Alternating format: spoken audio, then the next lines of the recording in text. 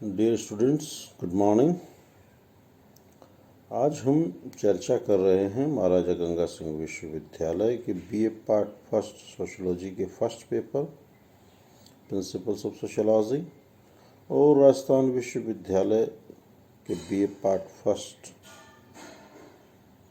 के first paper introduction to sociology की। और दोनों के ही संदर्भ में हमने एक बहुत ही परीक्षा उपयोगी टॉपिक का चयन किया है, समाजशास्त्र का अन्य समाज विज्ञानों के साथ संबंध।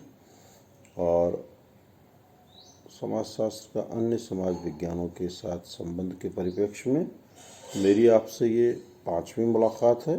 और आज के इस वीडियो में हम ये जानने समझने का प्रयास करेंगे कि समाजशास्त्र का मानव शास्त्र के साथ क्या संबंध है, क्या समानताएं हैं और क्या भिन्नताएं हैं।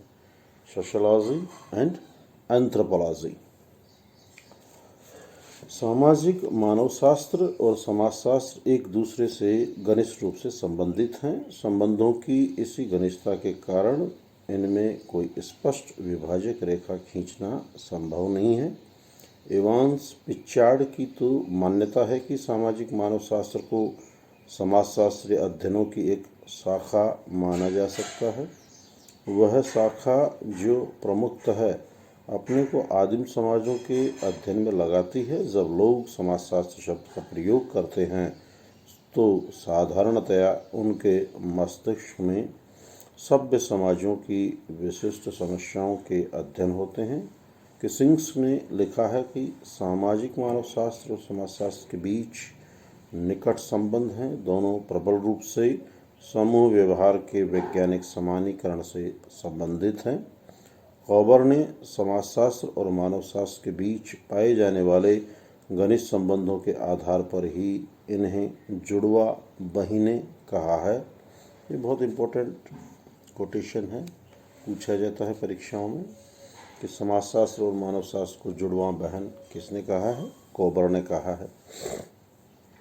मानवशास्त्र के 3 भाग यथा भौतिक मानवशास्त्र, प्रागैतिहासिक मानवशास्त्र, सामाजिक मानवशास्त्र में से समाजशास्त्र सामाजिक मानवशास्त्र के अत्यंत निकट है। दोनों ही विज्ञानों के द्वारा समाजों का अध्ययन किया जाता है। इतना अवश्य है कि सामाजिक मानवशास्त्र के द्वारा विशेषतः आदिम समाजों प्रिमिटिव सोसाइटीज़ का अध्ययन किया जाता है, जबकि समाजशास्त्र के द्वारा आधुनिक जटिल सभ्य समाजों का। सामाजिक मानवशास्त्र में समाजों का उनकी संपूर्णता में अध्ययन किया जाता है। सामाजिक मानवशास्त्री आदिम लोगों की अर्थव्यवस्था का, उनके परिवार नातेदारी संगठन का, उनकी प्रौद्योगिकी टेक्नोलॉजी तथा कलाओं का सामाजिक व्यवस्थाओं के भागों के रूप में अध्ययन करता है। दूसरी ओर समाजशास्त्री पृथक पृथक समस्याओं का, जैसे विवाह विच्छेद, वेश्यावृत्ति, अपराध, श्रमिक असंतोष आदि का अध्ययन करता है।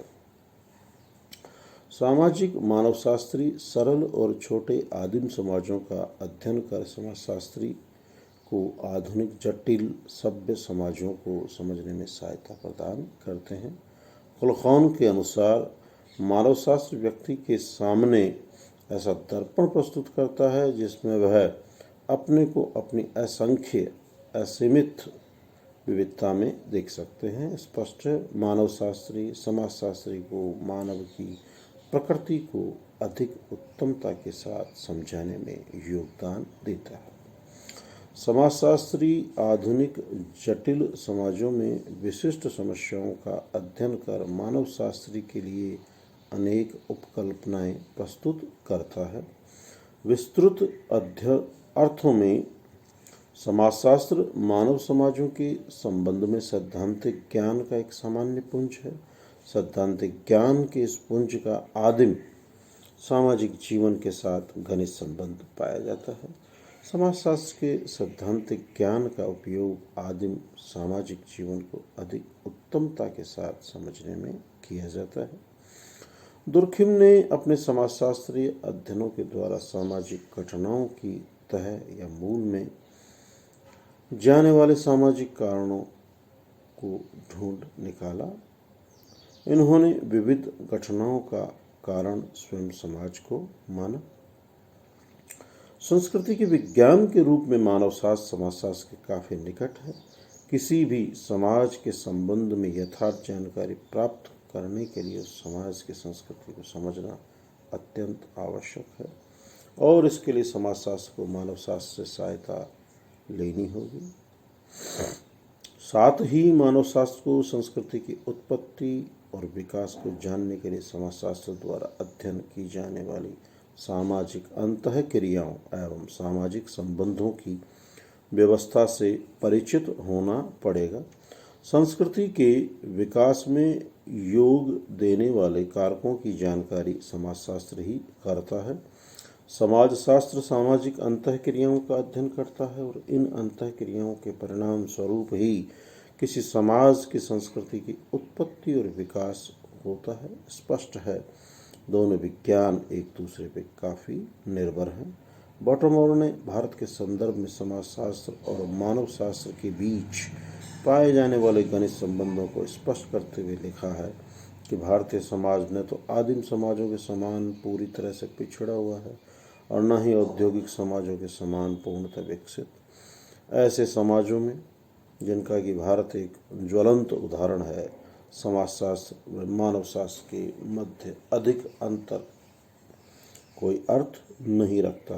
भारत में समाजशास्त्री अन्वेषण, चाहे वे जाति व्यवस्था से संबंधित हो, ग्राम समुदायों से अथवा औद्योगिकरण की विधि तथा उसके प्रभाव आदि से, समाजशास्त्रियों या मानव शास्त्रियों द्वारा किए जाते हैं तथा किए जाने चाहिए। इस प्रकार बॉटमोर ने इन दोनों विषयों के बीच किसी प्रकार के विभाजन को अनावश्यक माना है।